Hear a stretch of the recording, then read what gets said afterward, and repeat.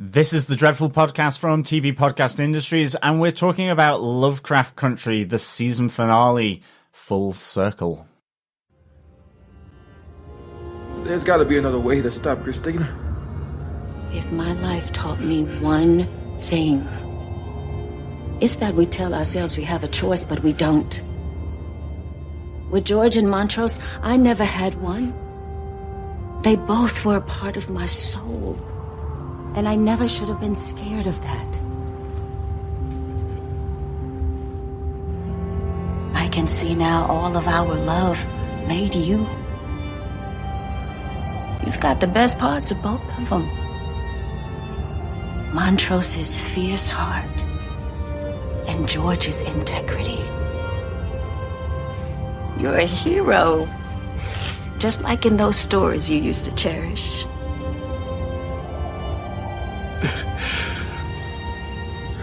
And Hanna's spell, it's gonna change everything, baby. This is a beginning, not an end.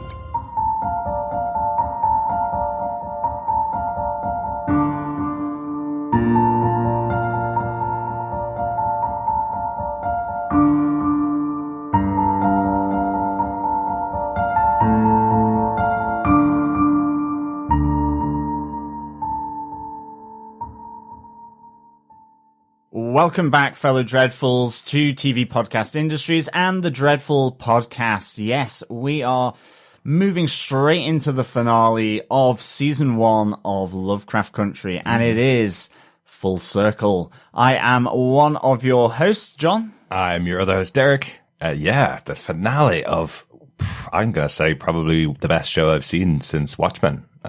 This was a fabulous season of the show. Really looking forward to chatting about this final episode where everything does come full circle and every single episode from the season is tied into this finale in some great ways. Yeah, absolutely. They head back to Ardham County to spell, counterspell, and you name it, sort of get it done, I suppose. Exactly. Yeah, exactly. I want to say a huge thank you to all of you who've joined us for our Lovecraft Country coverage. We've mentioned before on the podcast that this kind of came out of nowhere. We watched the first episode and went, this is great. We can't not talk about it. So this is actually an additional podcast that we stuck into our schedule just purely because the show was so good. So thanks to all of you for sending in your wonderful messages to us of support for the chat that we've been having over the last 10 episodes. Thanks for all of you that have been emailing us, correcting us and giving us information on elements of the show that we didn't recognize or didn't know. It's been really, really fun getting all of your messages, even the ones we haven't read out in the podcast have been great. Thank you. Yeah, thanks so much, fellow Dreadfuls. It's really been great having you on board. It's appreciated so much. All the feedback, all the comments, the discussion has really helped us to become illuminated and really learn more stuff through the program that is Lovecraft Country. Absolutely. Really great stuff. Thanks, guys and gals. Absolutely. Speaking of feedback, we got another 5-star review over on Apple Podcasts from Love Bliss Joy. We know Love Bliss Joy is listening to our podcasts about Lovecraft Country, but this feedback is actually about our Penny Dreadful City of Angels podcast that we did earlier on this year, John. Love Bliss Joy says, I've watched the latest series of Penny Dreadful City of Angels. I enjoyed it some, but I'm here to give you guys, including Chris, who I think is hilarious, a thumbs up. I've really enjoyed listening to this podcast. You have another loyal fan to add to your long list. You go to so much depth explaining each episode, which is great, along with, as usual, your sense of humour. Stay safe over there in Ireland, guys. Blessings, Lola from Liverpool. Thanks so much, Lola. Really great to get your review. And thanks for the 5-star review. It's really nice to get that feedback through. And just for your kind words, it's just really nice. And we hope we can measure up with our future podcasts as well. Exactly. Yeah. Thanks so much, Lola. No, it's really nice to get feedback like that. Really nice to get 5-star reviews over on Apple Podcasts. If you want to leave a review for us, just search for either TV Podcast Industries or the Dreadful Podcast or even Lovecraft Country, and our feed should pop up there on any good or evil podcast catcher where you can leave us a review.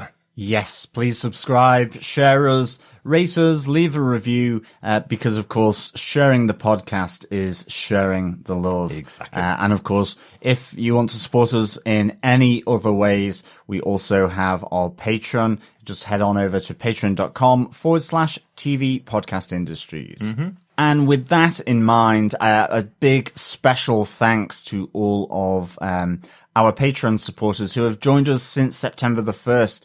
A big shout out to Salima Kisler, William Boggs, Donald Dennis, Damian Roberts, Skyrocker, Marianne Morris, and Parthenia Locklear. Mm-hmm. Really nice to have you guys on board and supporting us. It really does mean a lot, and it really helps us support the production of all the podcasts that we do. So a big thank you to our Patreon supporters there. Absolutely. I think it's the time of year normally that we renew all of our websites and all of our feeds. There's obviously a cost involved in that. So thank you so much for helping to support that. We've been going for about 6 years. So, really good to have some support and cover that cost so we can just get on with the fun, of chatting about all the shows that we love talking about with our wonderful listeners. Thank you so much to everyone that's supporting us on Patreon. Yeah, a big thank you to all of you who have supported us, whichever way you are supporting us. Mm-hmm. It's really, really nice of you. But let's get into our spoiler-filled discussion of the finale of Lovecraft Country, Full Circle. Derek, what are some of the episode details? Well, the episode this time was directed by Nelson McCormick, his first episode of Lovecraft Country that he's directed. Done loads and loads of TV shows. I mean, like, the list just goes on for so long, right back to, I think, 1995 is when he directed his first TV show. But did direct 3 episodes of Hunters this year on Prime.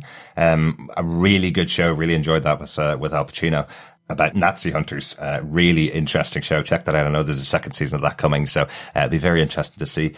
We spoke about Nelson McCormick before, years ago, when he directed an episode of season 1 of Daredevil, episode 9 of the season. Wow. Yeah, I think that was the one with the fight between Matt Murdock, or Daredevil, and Nobu. So I definitely remember that episode well. So really good. That's director. A good 4 years ago, maybe even 5. Yeah. It's a long when we time. were starting on our Defenders TV podcast run, which of course now is subsumed into TV podcast industries. Exactly. And is our hostile takeover, some might say. Well, exactly. But it is our handle for all things Marvel on TV podcast industries, is the Defenders. And hopefully we will be coming up with some more Defenders podcasts, with WandaVision coming out, and of course all the other slated TV shows from Marvel and Disney. Loads of stuff coming up. Loads of them. Yeah, but great to have Nelson on board for this episode. And the writers of this episode, once again, Misha Green on writing duties, as she has been all the way throughout this season as showrunner of the show. And the story was written by Misha Green with Ayahuma Afordir. Again, Ayahuma wrote episode 8 of the show, Jigabobo, the whole episode around D. So back on board with a writing credit for this final episode. I know this had a full writer's room where they all worked really collaboratively together on each episode. So I know the writing credits may not represent everybody that was involved in the writing process of every episode, but really cool to have Misha Green so focused. I think I mentioned it earlier on, the episode's called Full Circle, and there certainly ties back to every one of the 9 episodes, I think, right from the beginning. There's some elements pulled out all the way back to there. So, John, do you want to tell us what they gave us with your final summary for season 1 of Lovecraft Country? Sure. With the Book of Names in their possession, Atticus and Leti begin the incantation to remove the curse from Dee's body, but are pulled through to another place where they are connected to Hanna and Atticus's mum, Dora, who impart their wisdom of magic and their family on them. Removing the curse from Dee, Leti, Atticus, Hippolyta and Montrose set about to disrupt Christina's plans for Atticus. After obtaining the flesh of Titus Braithwaite using the Book of Names, they also enlist Ji-Ah and ask Ruby to obtain the final part of their counterspell, a piece of Christina's body. As the autumnal equinox approaches, the gang return to Ardham County, joined by Ruby, Ji-Ah and Dee, to begin their offensive. But their plans are thrown into chaos as Christina has taken the form of Ruby, who lies in a coma back in Chicago. Throwing Leti from the village tower and capturing Atticus with the help of the Ardham locals, Christina, as the moon rises high in the sky, performs her spell on Atticus to become immortal. But as all seems lost, Leti and Ji-Ah come together to connect Atticus with Christina and begin their counter-incantation. In an explosive force of magic, Christina is beaten, but at a terrible cost. The willing sacrifice of Atticus to die ensures that his unborn son, his family and friends are protected, but also the power of magic is removed from the Braithwhites and white people to the Freemans and black people. In the emotional aftermath of Tick's death, as they get ready to leave Ardham County behind, Dee approaches the injured Christina and crushes her neck with her new bionic arm. Oh yes, the bionic arm of Diana. I love it. We mentioned last episode that I was reminded of Luke Cage when we saw Leti have the bullets bounce off her when she had her first protection.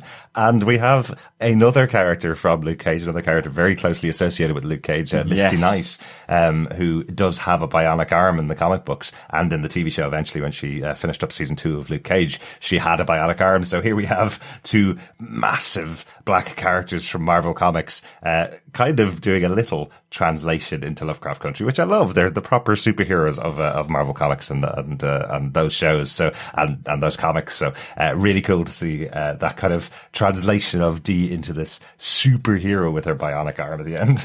It was just fantastic. I was wondering what was in that room that Hippolyta took Dee to say that she would be able to draw again. What was she going to do? And here we have the answer, the bionic arm. And it also just the fact that she so sort of purposefully crushed the windpipe and the neck of Christina, who had lost all her magic and was lying injured under a pile of rubble after the big sort of black blast of magic or blast of black magic, whatever it was that happened in that big finale. Absolutely. It was really, really good. And it did remind me then of I'm Crushing Your Neck. I'm Crushing Your Neck after, I can't remember the name of the show now. Kids in the Hall. Kids in the Hall, a Canadian program where it was like, I'm crushing your head. I'm crushing your head.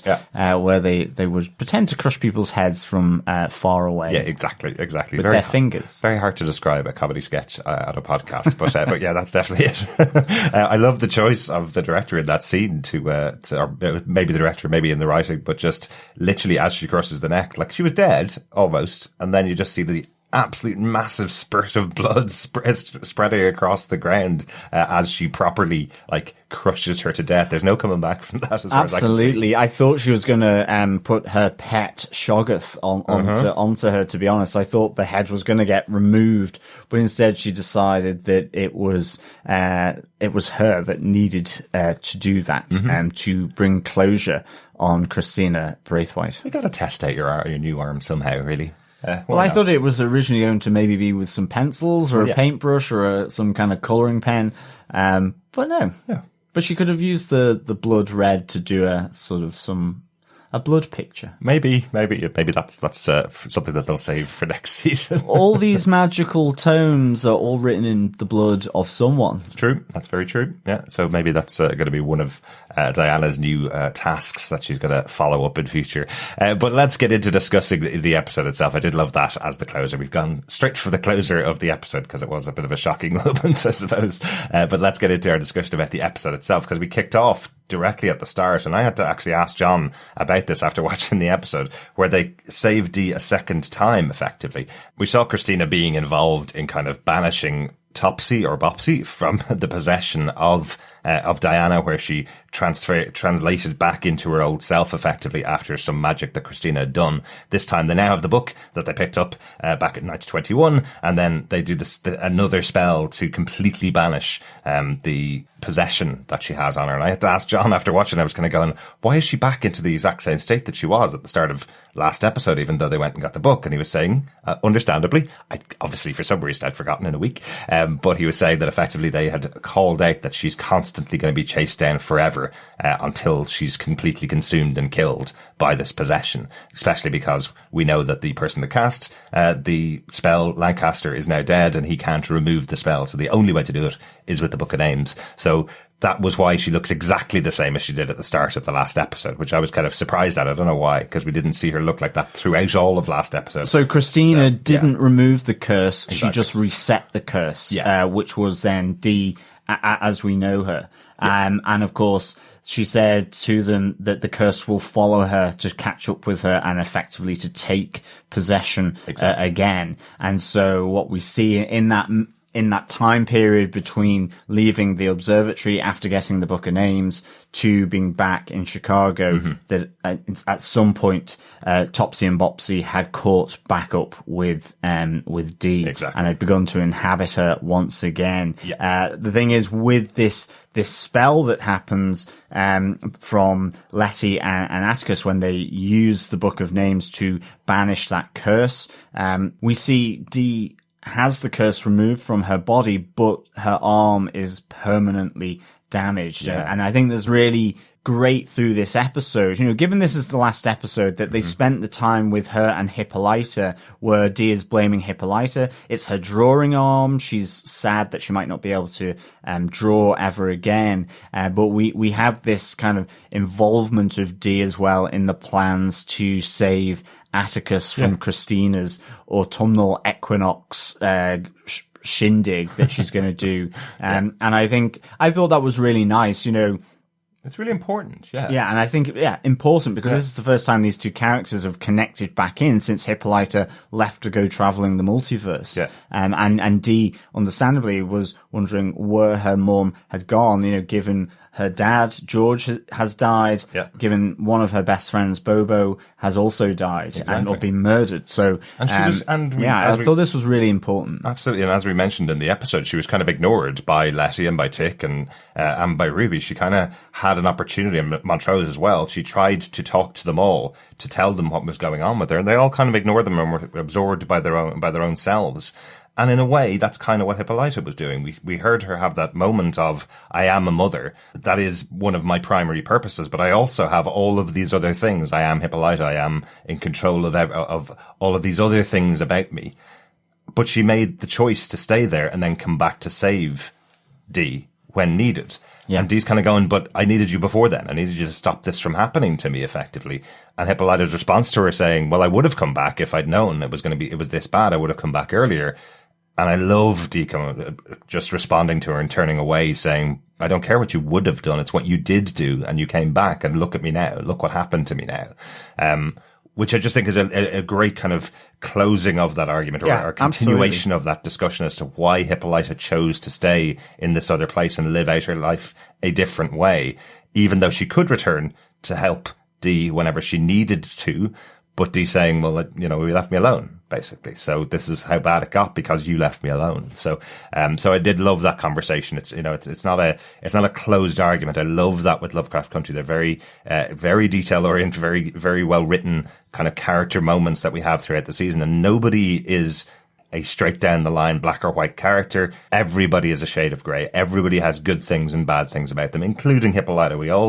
I definitely applaud her decision to stay and explore the multiverse and have these amazing adventures that she has. Absolutely. Just because you're a mother doesn't mean you can't have adventures in your life, but they do still need to call out that she didn't come back to save her child at the right time, I suppose. So at least she's making it up with her. At least she gets a really cool bionic arm from her mother's adventures, which is very cool. So, yeah, absolutely. And she gets a pet Shoggoth as well from Atticus. I think the interesting thing here, what Dee's position and what her the removal of the curse, what that shows is how now they have the Book of Names, that the kind of magic powers that they have at their disposal, and in trying to remove the curse, they get transported to see Hanna and Dora, and this moment where you have Hanna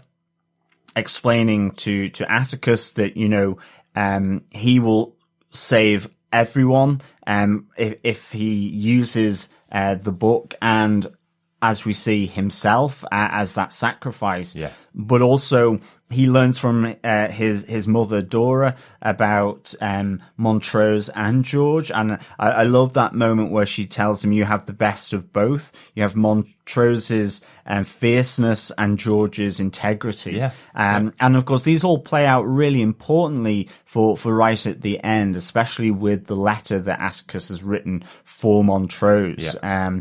And of course with Hanna, and also Tick's great-grandmother from Tulsa that we saw, who gave the Book of Names to Leti. Yes. She's back as well, and she knows more than maybe what we knew she knew from the last episode 9. And of course, this all comes together and begins their journey to try and save Atticus from Christina's new spell that she's going to use, which effectively requires Atticus to die. And I think what I really liked about this episode as well is just how it connected back so many different things. You know, we were saying about it being an anthology series where there is an undercurrent or overarching story here, but it went to the museum, it went to the multiverse,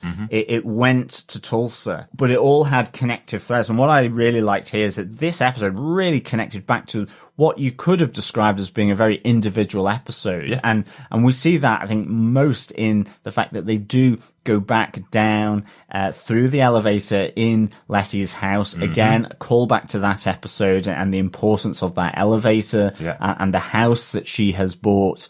And back to the museum, the chamber right below Titus Braithwaite's statue in the museum in Boston, where they call again their ancestors, Hanna, Hattie, Dora, to bring back Titus Braithwaite here. This was an amazing scene. I thought this was so good. And I loved how it played out, that they didn't get him to begin with. You kind of thought, okay, is he going to really feature here? But they the second time they managed to bring him back and get him, because they need part of his body for combating Christina's spell. Yeah, but I love that he escaped after they called him back. He escapes and catches up with Christina in the street, tells her they've got the book, and then is pulled back in again to this circle as they kill him and take a piece of his skin. It took me a while to just recognize what it was that Atticus was cutting out of him. It looks like it's part of his chest, because as I was watching it, I thought he was cutting out his heart to take with him, but it seems much flatter than a heart, unless this guy just doesn't have a heart. Yeah, I think it's just a piece of flesh, ultimately, yeah. Which plays the part later on as part of the ritual that they're doing, where he has to eat the flesh of Christina and of Titus. So that was a really interesting one. And as I say, I love that we have all the different generations of the Freeman family, including Leti now, because, she's going to be she's the carrier, effectively, of the next generation of Freemans. So she is part of their family completely. Which I love that it is all 5 of them now. So. Yeah, absolutely. And I think that's the important part. Leti is not a Freeman by blood, but with the unborn child, the son of Atticus and herself, that she is now part of that family tree. And I think that's really, really cool. Yeah, because really bringing the show to its central themes, this episode repeats it on many occasions. This show is about family. This show is about everybody forming a family, no matter where they come from and what their connection is. We talked about it much earlier on in the season about Ruby and Leti. Yes, they're sisters of the same mother, but the two of them really had no relationship, or had a bad relationship before their mother passed, and they still had a bad relationship. And here, Leti tried to make up in some sense with Ruby by buying the house and having the two of them live together, so the two of them could kind of rekindle that lost sisterhood that they may have had. And this comes back here in the final episode. They had problems over the course of the season and separated from each other a few times over the season, but here, over the grave of their mother, Leti tries to reach out to Ruby, saying to her, I know that we haven't been sisters in the past, but we are really family. Can you help me here in this task that we have to do to defeat Christina? Knowing that Ruby has that connection with Christina, she's trying to play on the fact that they are family in some sense. Ruby does push back on it, though, which again, another good choice for the show. She's saying to her, this is just your version of sisterhood. Your version of sisterhood is, I come and ask Ruby whenever I need something. I ask you to do it for me. That's not sisterhood, So there was that kind of idea that Ruby wasn't going to get involved in this group's final plan, I suppose. Absolutely. And but we have Leti say to her, there's something else, and then we never hear that something else. But whatever it is, it seems to maybe persuade Ruby to get that piece of Christina. But unfortunately, maybe it is not quite so subtle about getting it, or it is rumbled by Christina. Exactly. And that effectively brings about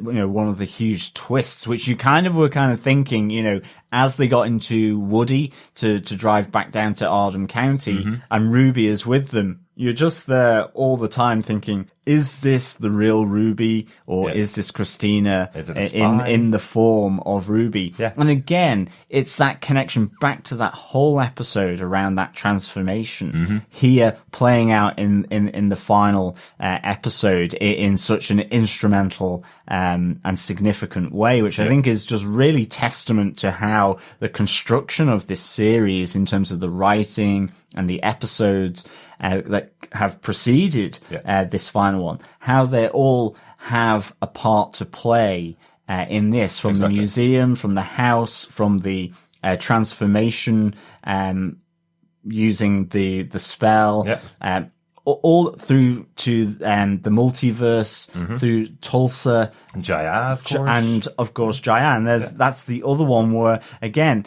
in some respects, this mirrors what's happening with Leti and Ruby, and that Tick is going to make his peace, or try to make his peace, to reconnect with someone that he loved, in Korea whilst he was there, with the army during the Korean War. And Ji-Ah then is also another one that is there in Woody as they travel on down to Ardham County. Yeah, that's a great road trip. I love it. I love that, it's one of those things, because they could have easily just skipped it. They're not saying anything that's important to the plot, but having everybody in this new family, effectively, again, Tick calls out that because of the experience that he and Ji-Ah went through, they are family now.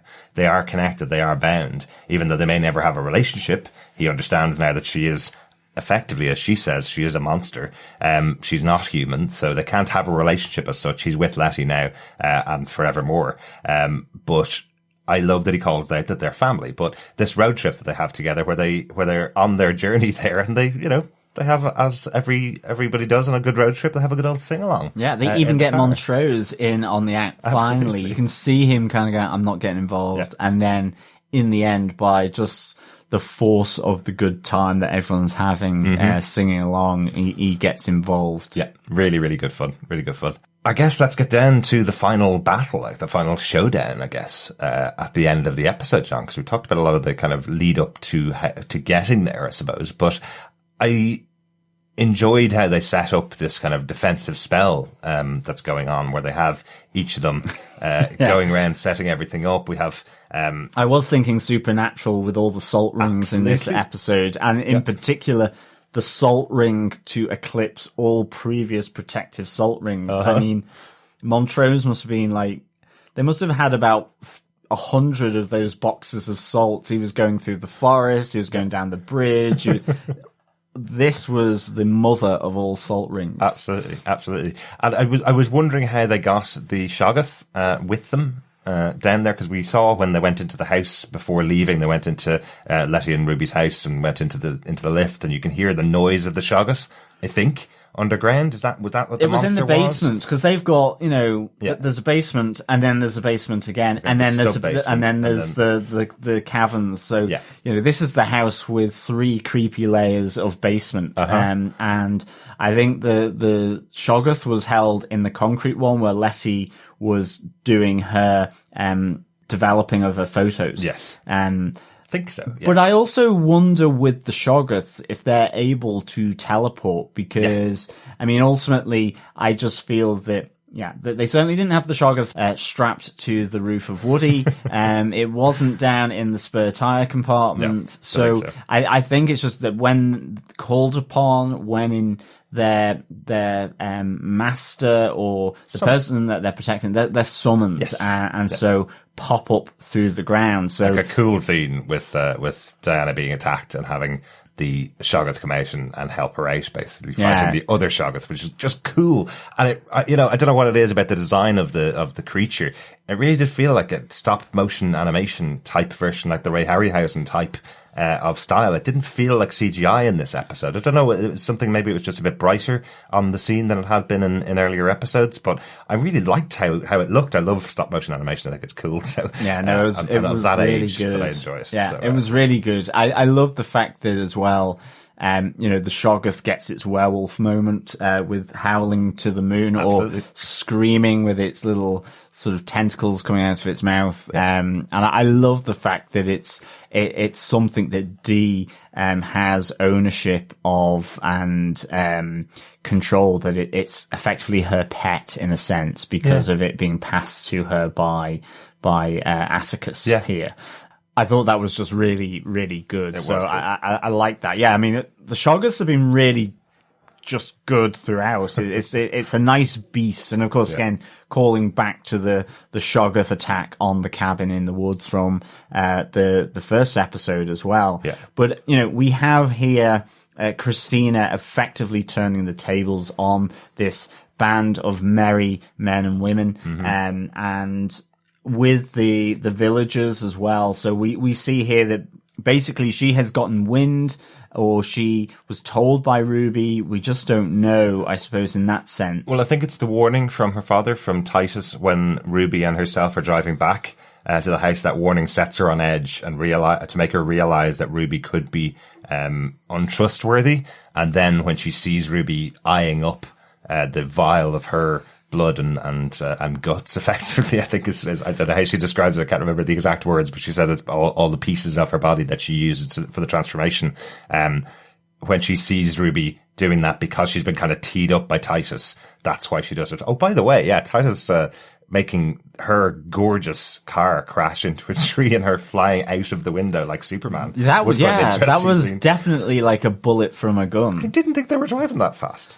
No, she really did fly out that front windscreen, for sure. But I think that's what set her on edge, and that's why she set up her whole plan to kind of be able to drive them off track and stop their counterspell, effectively.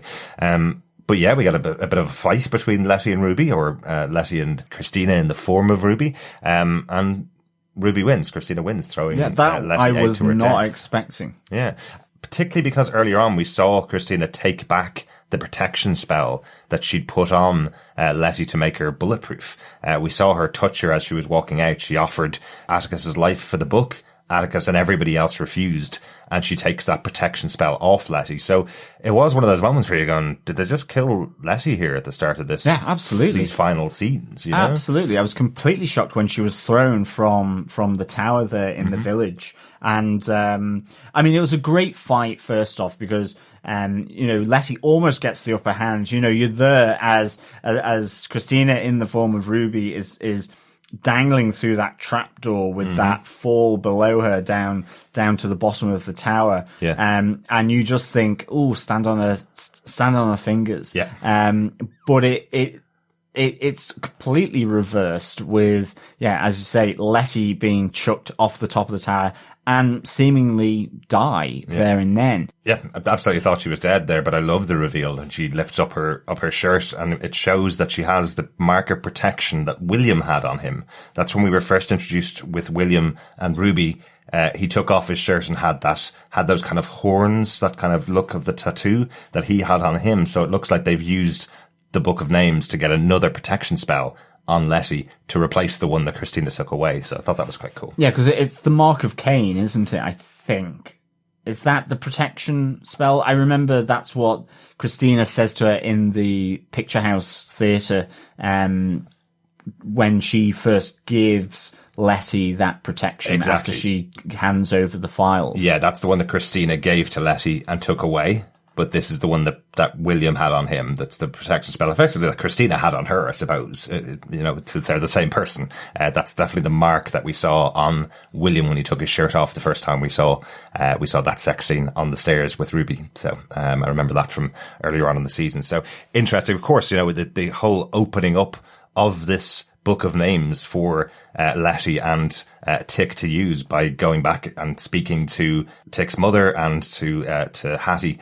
They get all the details of how to use this book, I suppose. So they can now use it with full power, which is where they are now towards the end of the episode. So this was the only thing I was wondering as to why they didn't put the protection spell onto Atticus, because ultimately with Leti being thrown off the top of the tower by Ruby/Christina, and then the roundup of Montrose, Ji-Ah, and Hippolyta. I suppose actually Montrose would have been pretty happy that he'd been stopped by the country folk of Ardham County, because his back must have been shot to bits after bending over doing that salt ring. No more salt ring. But they come back to the ruins of the lodge, where it's all set up for Atticus's death and the spell by Christina. So to your question, why didn't they put a protection on Atticus? Well, I understood from, and I think Christina's the one that calls it out specifically, this magic always involves some form of death, pain, some body part, something like that.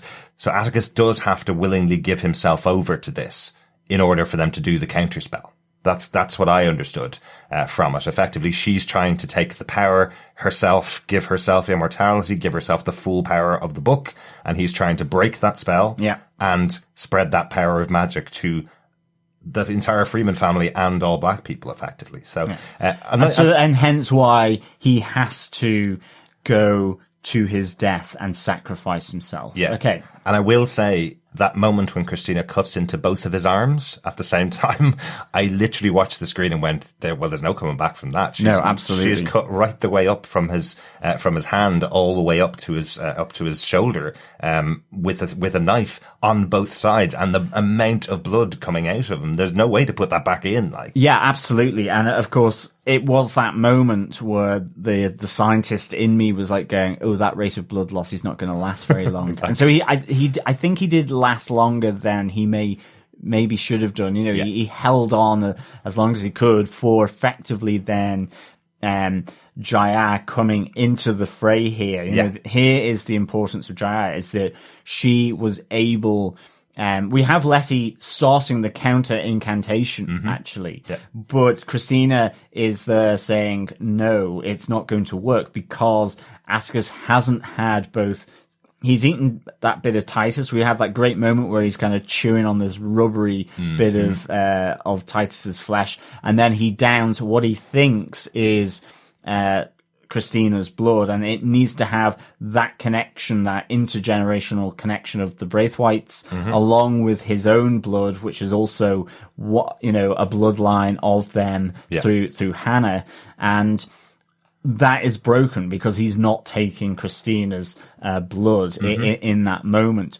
But Ji-Ah uses her seven tails to connect both Christina to Atticus, so that then the incantation that Leti is shouting can actually then begin to work. Exactly, yeah. Oh, the tails out of the eyes again. I know. Such a creepy CGI. Yeah, it's so good. Bit of work. It's kind of cool. But again, as we've been saying all episode, I love that this is tied all the way back to previous episodes. I love that everybody's involved, everybody has their moment, everybody has something to do, and everybody has a reason to be in these moments to close out this season and sacrifice Christina. I also love that it's a callback to a throwaway line from the first episode, I think it was, with George and Montrose.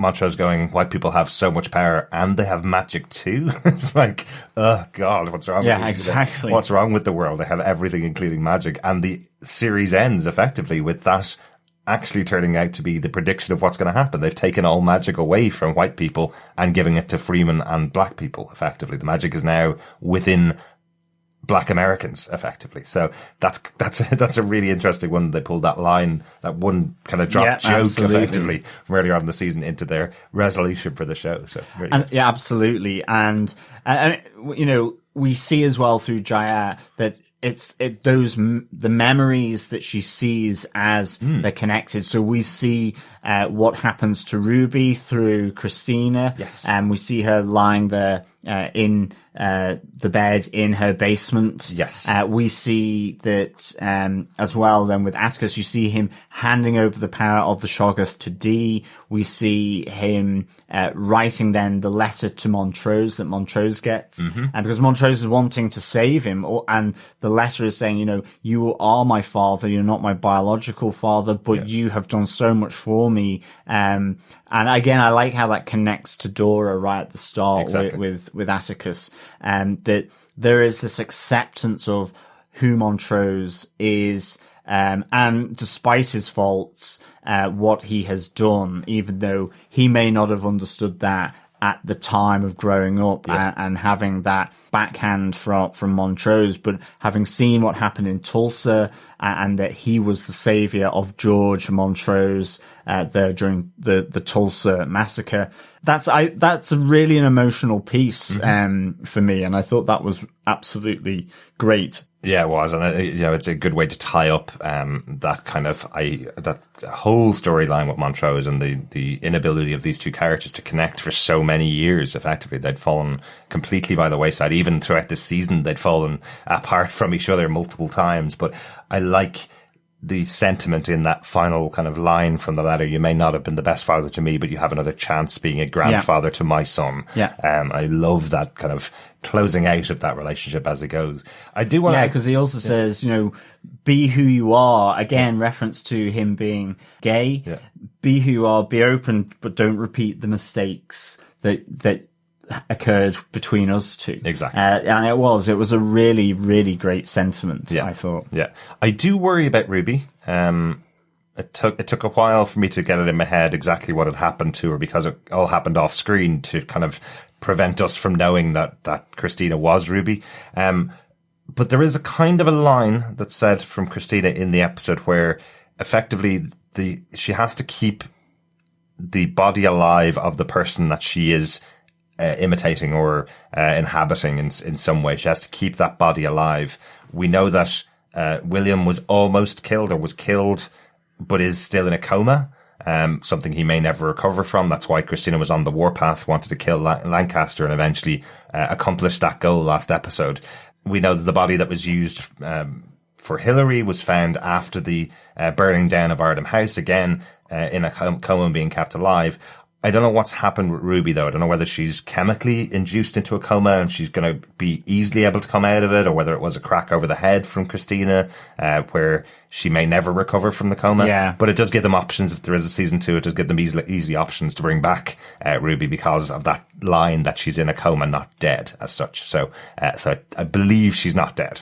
Or at least that's the way the episode ended, and that's why we got the flash of her in bed or lying in the bed back at Christina's house. I think that's why we got that flash, to say that there is a possibility, if they do get a second season, that we could have her back, because great character, old Ruby. Actually, all the characters are really good in the show, so I don't really want to lose any of them, but we did lose Atticus here, who was quite a huge role in the show. So well, that's it. I mean, that's the other brave thing here with this show and with this finale, is that, in the same way as George being killed in episode 2 and being lost effectively, other than that short return when Hippolyta is in the multiverse. Again, the fact that this has to be a willing sacrifice, that it's that bittersweet happy ending, effectively, in that they have set out to do what they had to do to change the path of how magic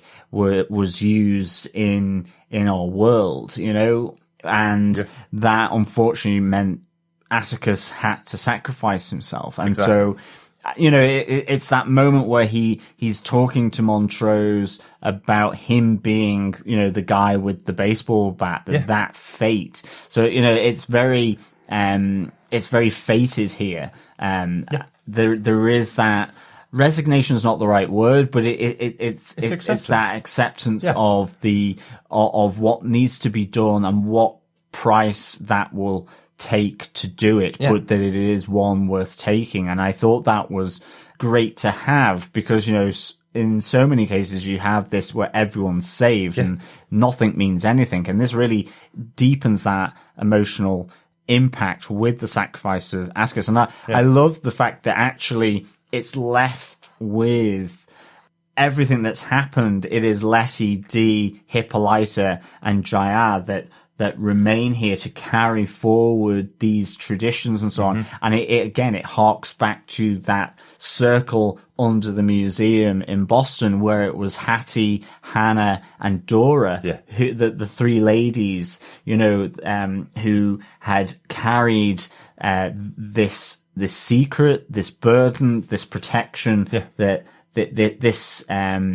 objective that they had. And I thought that was really phenomenally good as well. Really, really cool. Really, really cool. Just back on the point about Atticus sacrificing himself. Remember, this is to do with what Dora said to him in the vision he had in the Red Room, as I'm going to call it, where he's talking to Dora and Dora says to him, "You're going to have to sacrifice yourself."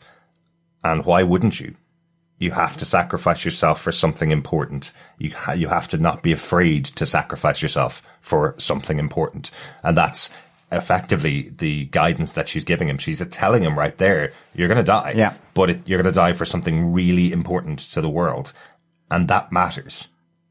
Which, you know, is a really big statement, for the character and for the show. So, that was kind of my final, point about the episode. Is there anything else that we didn't cover? I don't really think so. But is there anything else that we didn't cover in the episode, John? No, I don't think so. I mean, the only thing, just quickly to bring up is I love when Hippolyta gives Ji that fully formed, and drawn and published Orinthia Blue comic as well. And shows it to her. And you know, just because it's really beautiful, you know, you see the images taken from Dee's drawings and made into this, you know, what almost looks like, well, is a professional comic book. And you see the Dee being kind of slightly withdrawn because, you know, she's afraid that she won't be able to draw again because it's the withered arm. And then we get that moment as well where Hippolyta opens that door and there's just this kind of bluing light, the sort of whirring and beeping of a machine,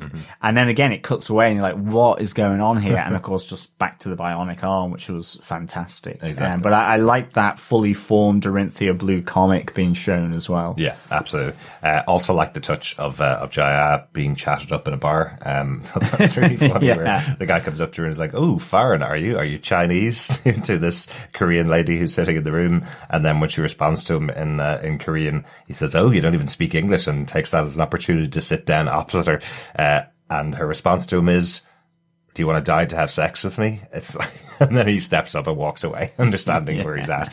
We did get a little bit of closure as well on Ji-Ah's story. Yes. She did make up with her mother. She did become respected by her mother as her own person, not just her daughter trapped inside a Kamiho or being possessed by a Kamiho. There is a connection that they had before her mother died, is what she says. And the inspiration for her to get involved in the whole piece was that whole witch doctor element at the end of that episode where her mother brought her to the witch doctor and she was told, "You will enter the darkness and there will be a lot more blood to be seen before your end." So that's the reason why she knew to step up at that moment when the cloud of dark magic was enveloping Atticus. So I love that tied in again. All of these standalone elements that you don't know whether they're going to come back really did tie into this. Yeah, it really episode. did. It was excellent stuff. Really good stuff. Overall, for me, this episode rounded out the series really well. It felt like there were so many big stories and big things that were going on in the show, and this really felt like the last 20 minutes of a big, impressive, epic film. It didn't really go into any of the day-to-day kind of topics like some of the other episodes have done, the massive amount of racism that was going on at the time, how people lived at the time, but it did close out the show really well. I thought it was a really good capper for this 10-episode season. Really enjoyed it. Overall, John, what did you think? For me, I thought this was a phenomenal ending. I really enjoyed it. I mean, I just liked the connective tissue for this ending throughout the rest of the series, and I thought it was brave having the death of Atticus. I thought that really packed some punch. It gave a weight to why they were doing what they were doing and what they were doing it for, which I thought was great. And I that's why I'd give this 5 protective shoggoths out of 5. Nice. I thought this was just really, really cool ending. I think it just...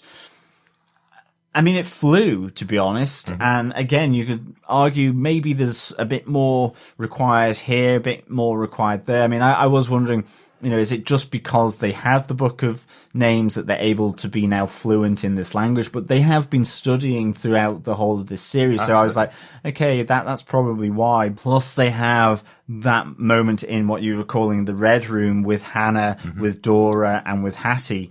So I think, for me, this was a great ending to a great series, and that's why I give it 5 protective shoggoths out of 5. Excellent. Yeah, as I said earlier on, you know, HBO are knocking it out of the park with their shows. They always seem to. They have this ability to create something new and different when they put shows. And, you know, last year we covered Watchmen, thinking that was going to be absolutely terrible because we're fans of the comic. We've enjoyed the comic book. We couldn't imagine that somebody would be able to create a sequel to that stood up to the vision. And I think in some ways it's a better translation than we could have possibly expected in terms of Watchmen. And now this show comes along.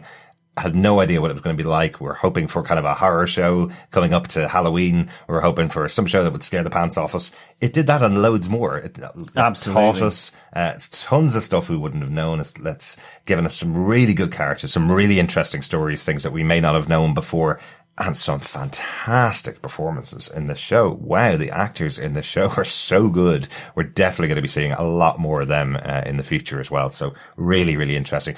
2 final notes I have on the episode that I didn't mention as we were going through. The reason why I was calling it the Red Room was because I was really seeing similarities between Twin Peaks, the kind of areas that they go to in their mind where they're taken away to these kind of spooky, freaky red rooms to get information that they bring back to the real world. When we saw Tick and Leti go off and be given their guidance by Hanna and by Dora. So really was like, oh, we're in Twin Peaks here. That's cool. And also the song that they all sing in the car, Life Could Be a Dream, or Shaboom, is the name of the song, done by the Chords. I could not get it out of my head for days after watching the episode. We saw this on Wednesday or Thursday this week, but couldn't get it out of my head after watching it. And I was trying to think there's some movie that's in that I've heard the song and I couldn't get it out of my head. I kept looking everywhere for it. Finally found out it's from Clue, the 1985 comedy movie, that they play that song in there. I probably seen that movie about 150 times. I've seen it so often. So I was wondering where it was from. It's from Clue, in case, or at least there was a cover version of it done, that was used in the movie Clue. So that's why I had it in my head. But I love that scene. I love the whole family together doing a sing-along, even with, as you say, reluctant Montrose. Yeah, exactly. Very cool. That is it for, hopefully, only season 1 of Lovecraft Country. Yeah, who knows? Have no idea where they'd go next season. There's no sequel book been written. There's no further material from Matt Ruff, and the story does tie up very well together here. But there are so many shows that do an anthology idea, like American Horror Story, like The Haunting TV show, which just came back with The Haunting of Bly Manor last week. A completely different show with the same actors involved, or a lot of the same actors involved. So perhaps they could do another Lovecraft Country story with some very different material, potentially for a second season. But I've absolutely loved it. Misha Green, you are a new star to me. I'll be watching everything that Misha Green's involved in the future. Definitely. Yeah, really, really good. Anything else before we go on to some feedback, John? No, I mean, I think you're right. I mean, I'd love to see a season 2. It's the same with Watchmen, but at the same time, I absolutely understand how this is a really well-formed piece of TV and series. So we may not do, but let's just watch this space and see what happens. And if nothing else, I think bask in the wonder that has been season 1 Lovecraft Country. But with that, I think let's get on to some feedback of episode 9. Yeah. First off, over on Facebook, on our Facebook group, where you can go to facebook.com/groups/TV Podcast Industries to leave any comments or discussion points on our spoiler posts that we've been putting up there. We have Donald Dennis, who says on episode 9, what an episode. HBO is getting a lot of play out of the Tulsa Race Massacre, and good on them for shining a light in dark corners.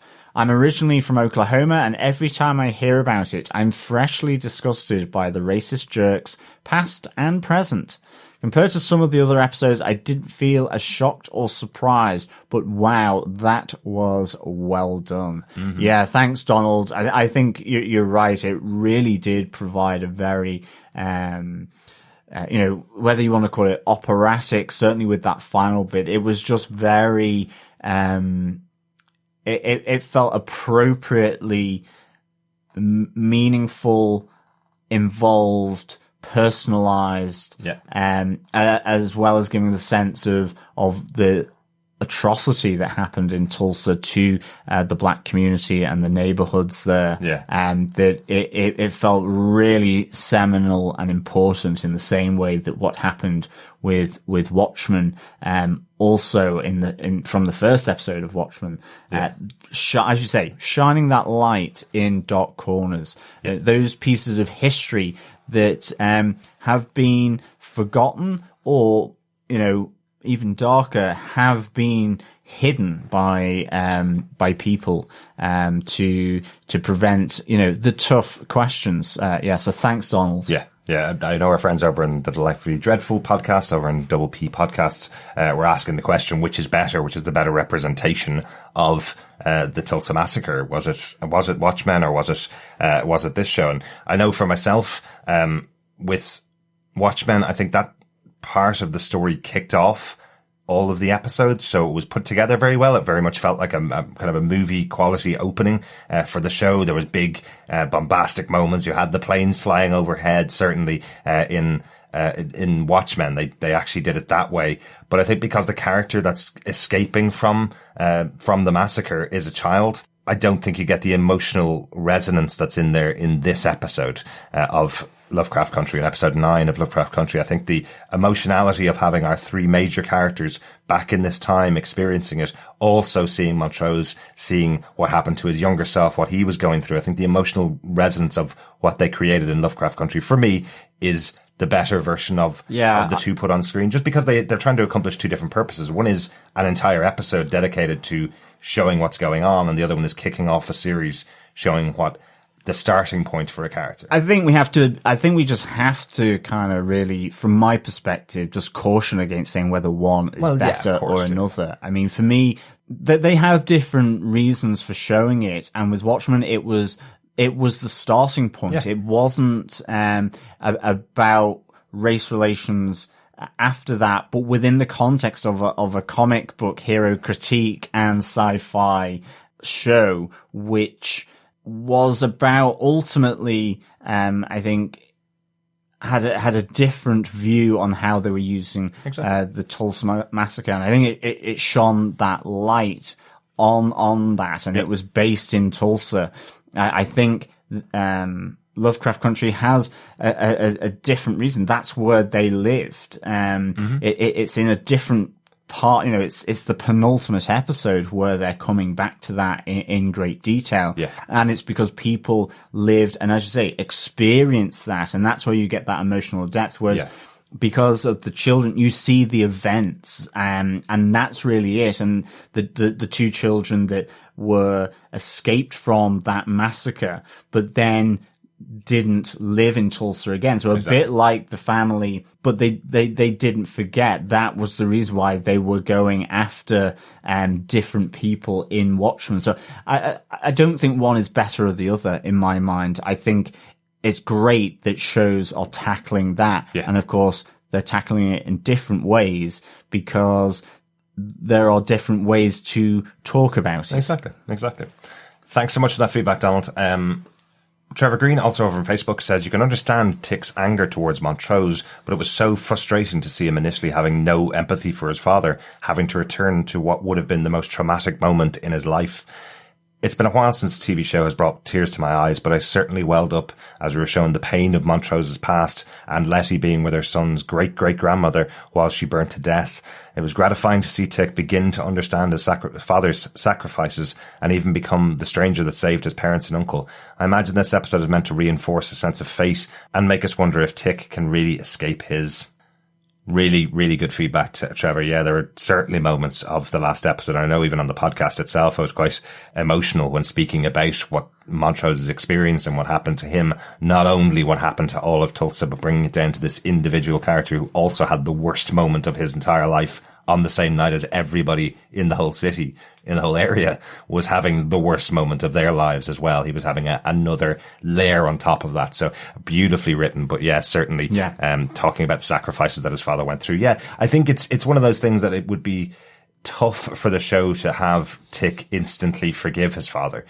Part of the makeup of his character is he's hated his father for decades for what his father did to him and put him through when he was younger. So I think we spoke about it before, I think, on the podcast, but that idea where a line of dialogue would make a character go, oh yeah, all's forgiven. It feels like you do need to have some time to reflect on what you've seen and what you've experienced in order to make your decision how you're going to move on with that other person. And we see here from the letter at the end of the episode and the end of the season that Tick has had that time to think about his relationship with Montrose and maybe not forgive him for his past mistakes, but give him an opportunity to prove that he can be a better man now that he's going to be a grandfather. And provide that acceptance. I think forgiveness doesn't mean you forget about what's happened. Exactly. It means that you are able to effectively be big enough to move beyond that and to try and reset the relationship. Yeah. And that you're not holding something over someone else for eternity, because otherwise it just poisons that relationship. And I think that's the whole point that Atticus is doing this here. So yeah, I completely agree with you, Trevor. I think, and a bit like Derek mentioned before about the gradation of people's character. Tick is not the perfect person. Mm-hmm. Neither is Leti. Neither is anyone in this show. And because everyone has that light or dark, evil, good, whatever side to them. And generally, life is very much more complicated than the dichotomy of just pure, they're a good person, they're a bad person. Exactly. But yeah, thanks, Trevor and Donald, for your comments. Over on Twitter, our Twitter handle being at TV Pod Industries, Wilby talked about episode 9 as well. He says, Hattie was actually Tick's great-grandmother, which by my calculations, she's in her 60s, which would place her birth around 1850, and is Hannah's daughter. Wilby also responds to a question that I had, which was, it's called Cream of Wheat, the poster that we see in the alleyway, when, Dee is being cursed by Captain Lancaster. Oh yeah, the one with the moving eyes. The one with the moving eyes, yes. I know that there was a picture shown of Cream of Wheat, and it actually reminds me of a cereal that we had here, which still do, called Ready Break. It's kind of like crushed up oats and wheat, and it does a very fine sort of breakfast cereal. I genuinely never knew what was in Ready Break. No, I didn't. It looks like sawdust, actually. That is the thing. Or something like wallpaper paste. Yeah. It's like that kind of packaging. But with enough sugar on it, it tastes amazing. True. And I used to put a lot of sugar on Ready Break. And you had it warm as well, so it was always the winter cereal. Yeah, it was like porridge for kids. It was like, exactly. Thanks for that, Will. I don't think I would have known what Cream of Wheat was. I don't think we sell it over here. No, it's not sold over here at all. More products that we wouldn't have known. Thank you. Yeah, exactly. Wilby also wanted to know, does Letty's protection spell extend to anything she is touching at the time? I was confused as to why the Book of Names didn't burn, especially given the fact that we know it burned before.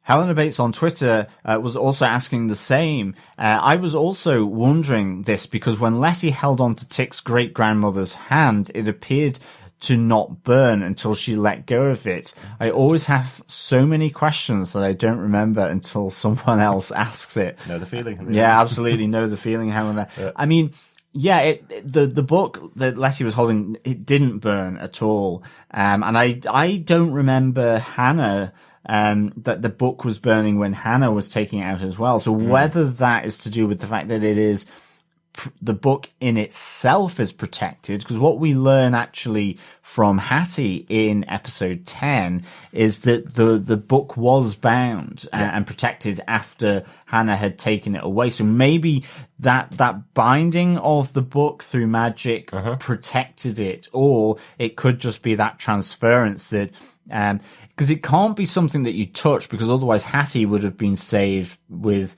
Leti holding her hand. If Letty's invincibility incorporated everything that she touched, well, then she was holding Hattie's hand, yet Hattie still burnt in that house in Tulsa. But I suppose, as Helena was saying, maybe just her hand would have survived the burning, which is so much worse. So, good that she let it go. I know what you mean. I think in my head I was kind of thinking maybe it is the book that's, the book itself has its own protection, because we're talking a book that's centuries old, so has probably encountered various different things that have gone on. You know, you don't want a magic book that can no longer be read because someone pours a cup of coffee over it. You know, so it's got some kind of protection probably on the book.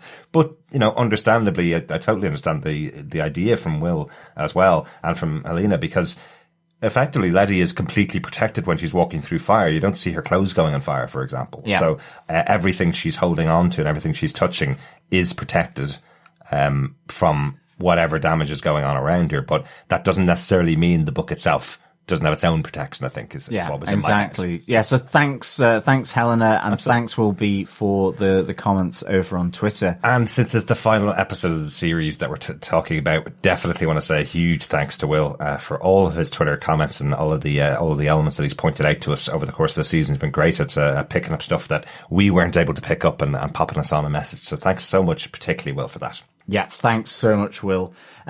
Over on our email at feedback@tvpodcastindustries.com, Elaine Graves let us know here on the Dreadful Podcast the spoken word poem from episode 9 is called Catch the Fire by Sonia Sanchez. Yes. Thanks Elaine for that.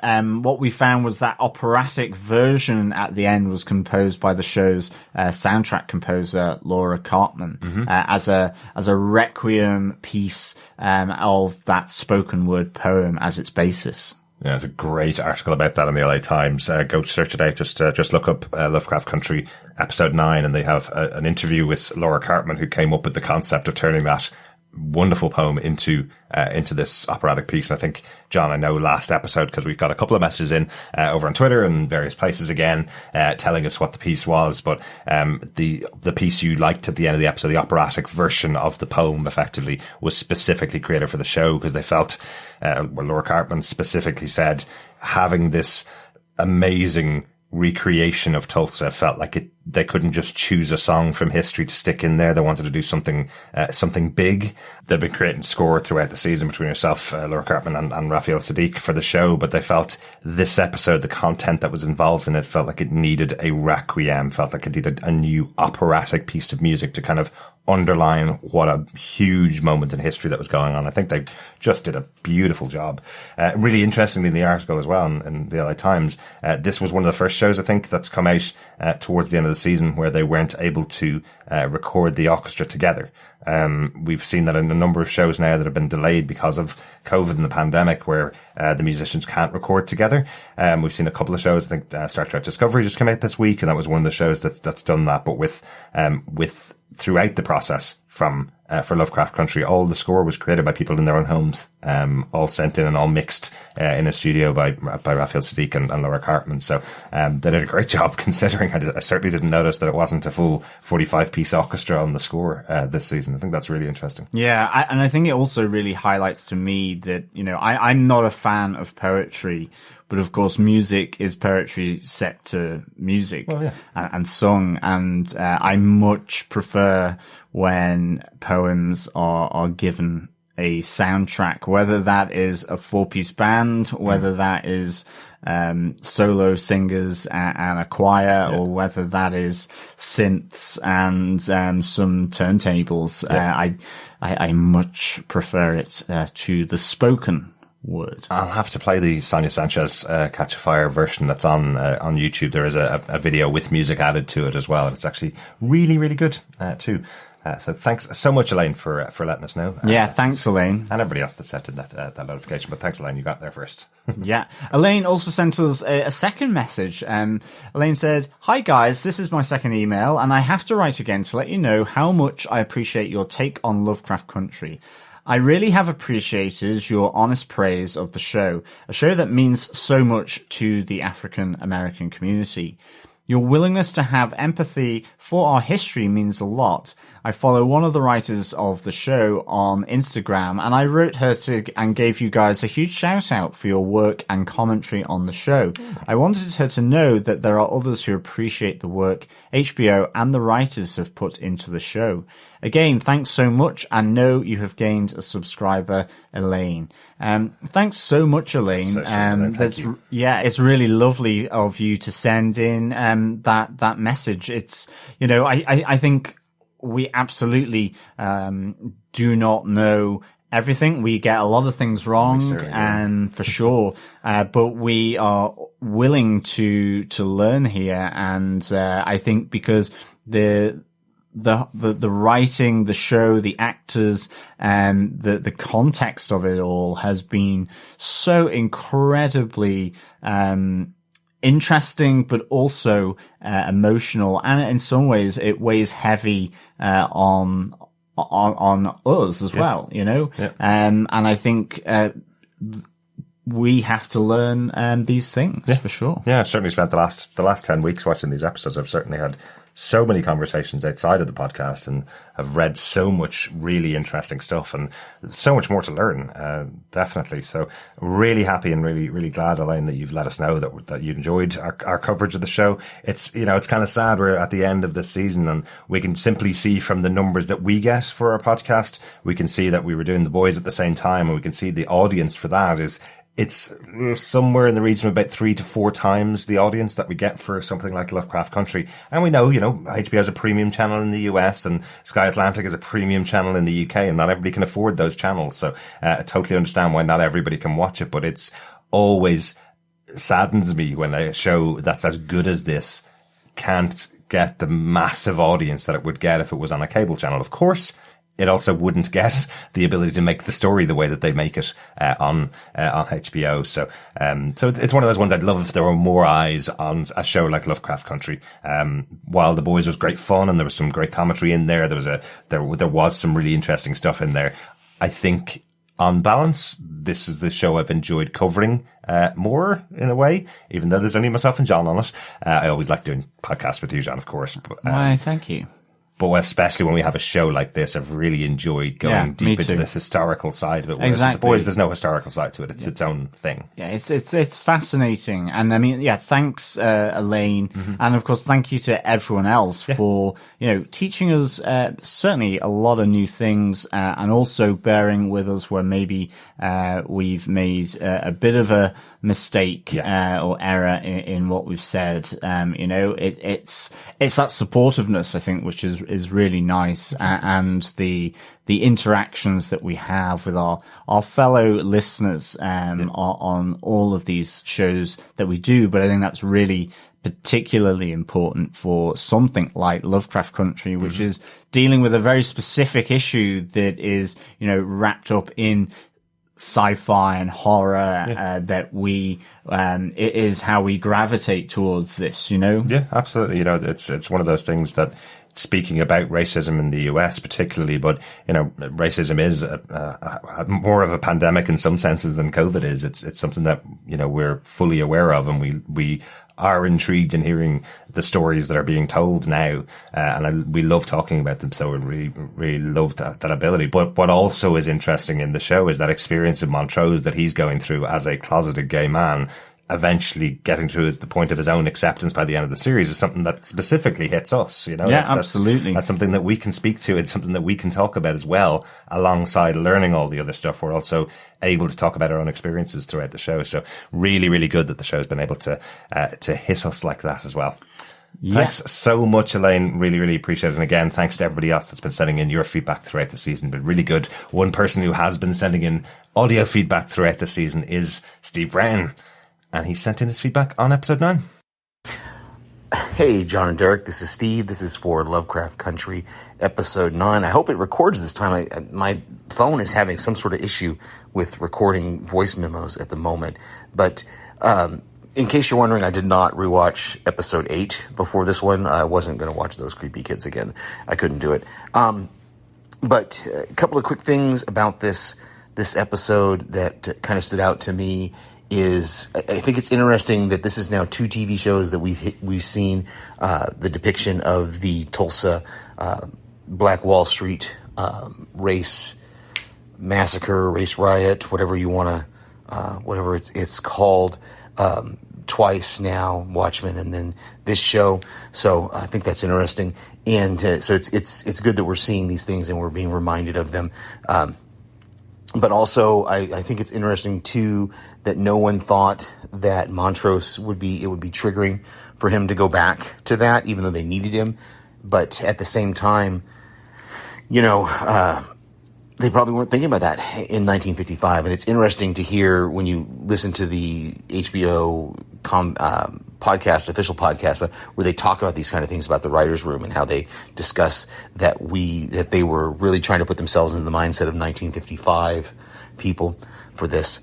Other 2 things that I really, really love. I love that we heard the story, the I Got You Kid story earlier in the season. Now we get to see Atticus be that guy. Also, it's kind of cool that, even though it wasn't mentioned earlier, but Leti got to be the stranger as well that kind of saved them. So that was really, really cool that the 2 of them played into that future. And I can't wait to hear your guys' thoughts and your guys' talk of this episode. I think it's queued up next in my podcast player. Okay, next episode, season finale. Are we going to get a season 2, or are they going to wrap it all up in one episode? I guess we'll see. Talk to you later. Thanks so much, Steve. Yeah, we had the same question. Feels like all wrapped up in season 1, but you never know what's going to happen in the future. Yeah, really interesting points there, Steve. Again, you're absolutely right. Why would they not have thought that Montrose might find it a little bit difficult going back in time to that awful night in Tulsa?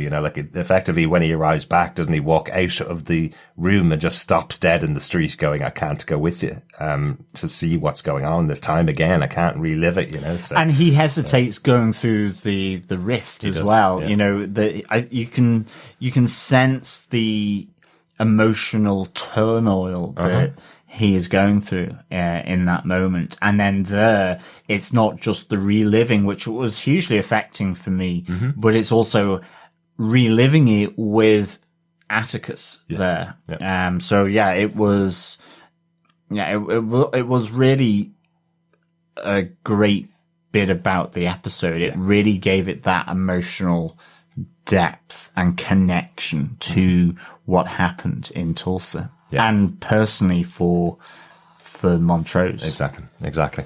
Thanks so much once again, Steve. Hopefully you're going to send us in your feedback on the last episode of Lovecraft Country. Yeah, thanks, Steve. Next time on TV Podcast Industries, we're going to do our roundup of season 2 of The Boys, talking about our final pieces of feedback on that show. I think we're going to come back on Lovecraft Country again one final time. If you want to send in any feedback to us when you've watched episode 10 of Lovecraft Country, email us to feedback@tvpodcastindustries.com, and we'll come back in a couple of weeks' time and record an episode just with any feedback that you may have on the show. We'd love to hear your thoughts on the show, but otherwise, that is the end of Lovecraft Country Season 1.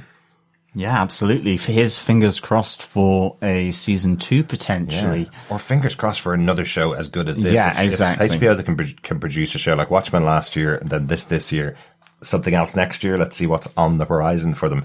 It was interesting. I know Steve mentioned about the official podcast. It is interesting when they talk about the writer's room for that. It's 2.5 years ago or more that they were writing the show Lovecraft Country in the writer's room. So that kind of gives you an insight in if they do get a commission for a second season right now, if they haven't been writing on it, it's going to be about 3 years before we get the second season of that show. So that's just a little bit of insight in it. Maybe we'll get something else. HBO have been known to produce some great stuff on their channel, so maybe we'll see something else next year. Meanwhile, we do hope you stay subscribed to the podcast. You can subscribe to us at tvpodcastindustries.com or any good or evil podcast catcher. Just search tvpodcastindustries.com, and we will be having some new shows coming up when we get into November. Thanks so much for joining us. We'll see you next time. Yeah, thanks so much, fellow Dreadfuls, for joining us. Again, it's really, really great to discuss these fantastic episodes of Lovecraft Country with you. We will be back again soon with more podcasting. But until then, remember, keep watching, keep listening, and take care of each other. Bye. Bye.